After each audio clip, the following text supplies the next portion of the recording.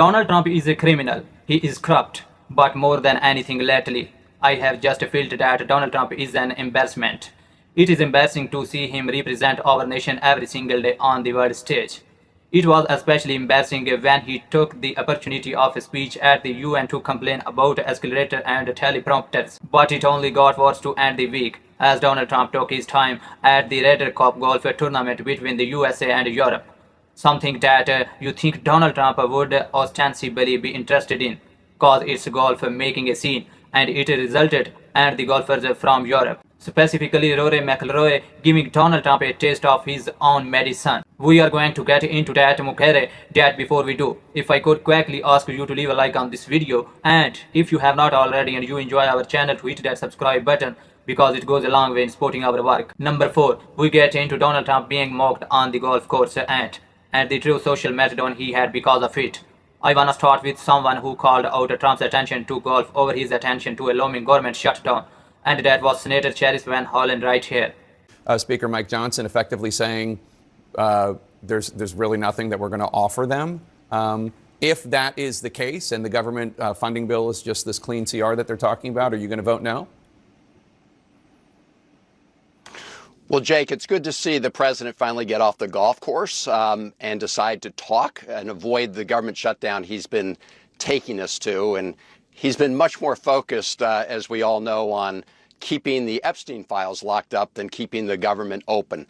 Look, the president wants a blank check. This is a lawless president. He's been illegally withholding funds. He promised on day one he was going to bring down prices. They've gone up.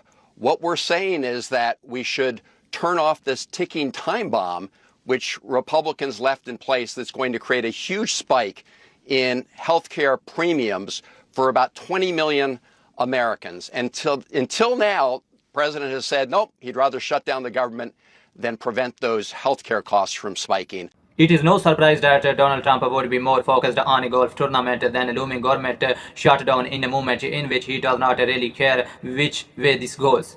I am kind of the position at this point that Democrats need to shut down the government.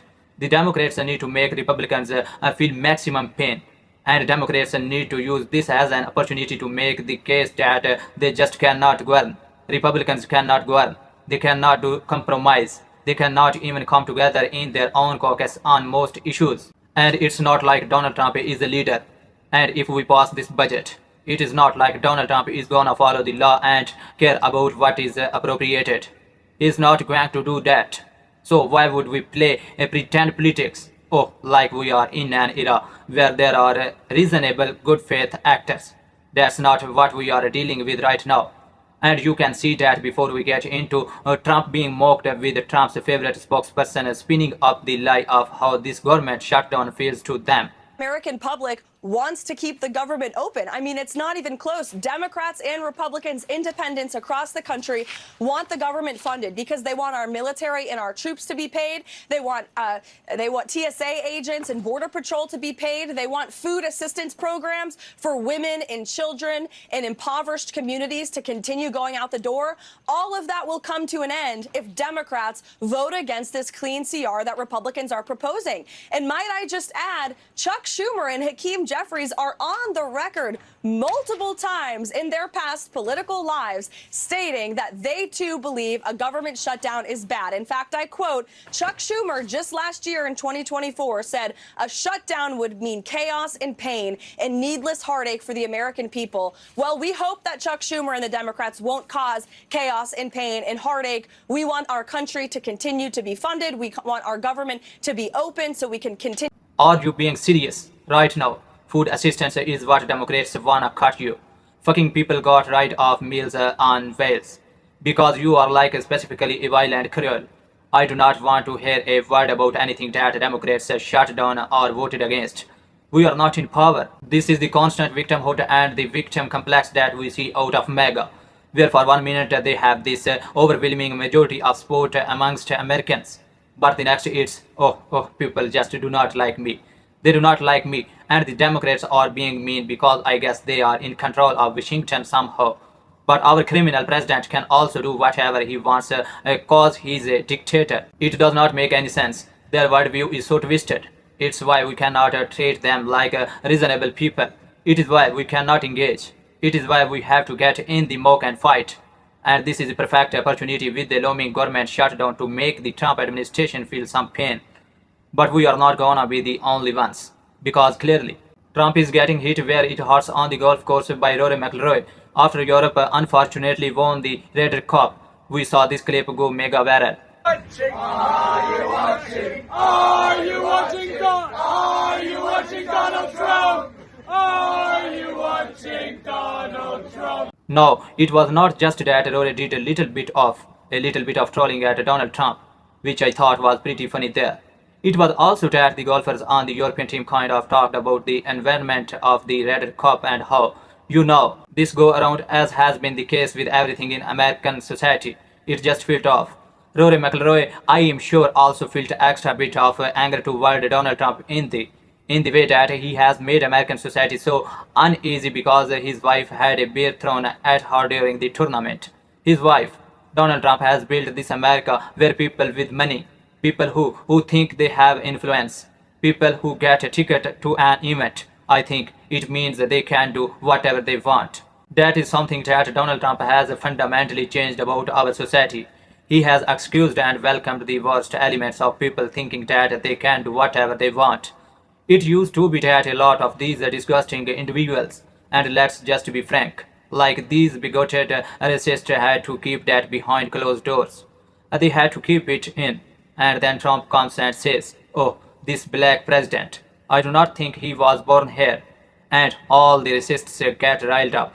And then Donald Trump starts talking about looking up Hillary, right? And all the people who want to go in the streets and just fight, they starts to get riled up. And then the man literally sends insurrectionists toward the Capitol to beat up cops and try to kill Nancy Pelosi. And they are like, oh my god, I guess we really can do anything we want. And then Donald Trump fucking pardons those people. And now all hell breaks loose. You do not think that the jump in political violence is tied with Donald Trump. Stop it. He is responsible. It rests squarely on his shoulder, and good for those golfers for mocking Donald Trump.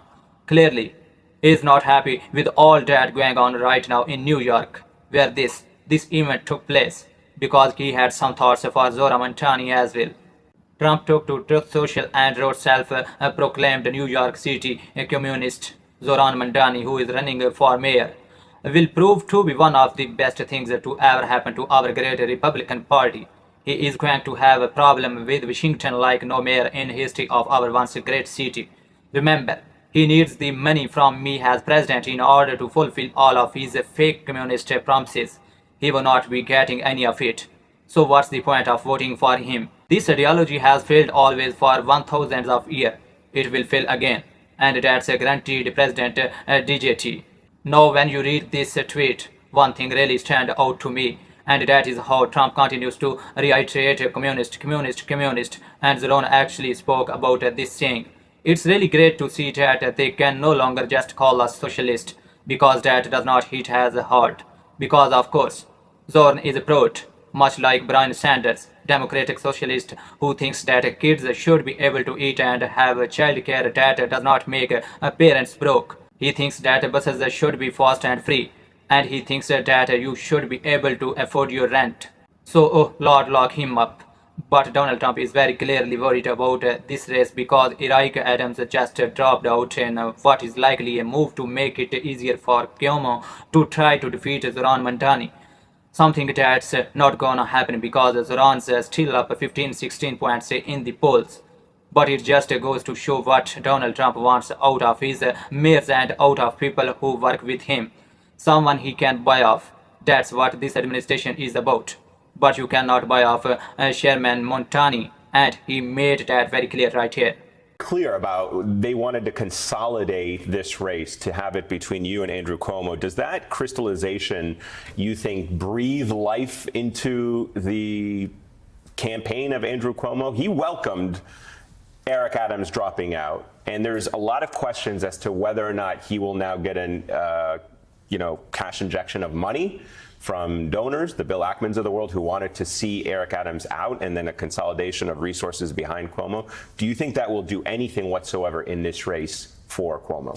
You know, it reminds me of what Andrew Cuomo wanted in the primary. He wanted me to be his main opponent, and he got that. And we beat him by 13 points. And that was in spite of around $30 million being spent against us to smear and slander our campaign. And I have no doubt that he will see an influx of donations from Donald Trump donors, the very ones who have been trying to coax these other candidates out of the race. But I continue to be confident that New Yorkers can see through that, and they understand that this is a democracy. It's not something to be bought by an oligarchy. And no matter the attempts of people who are willing to spend more money than I would ever tax them, we are going to show that this is a city that deserves to be one that New Yorkers can afford. But with the race being a little bit wider now, does that change at all the calculation? Because now it's not just the primary, it's not just Democratic members who can vote in the primary, it's going to be wider in the city.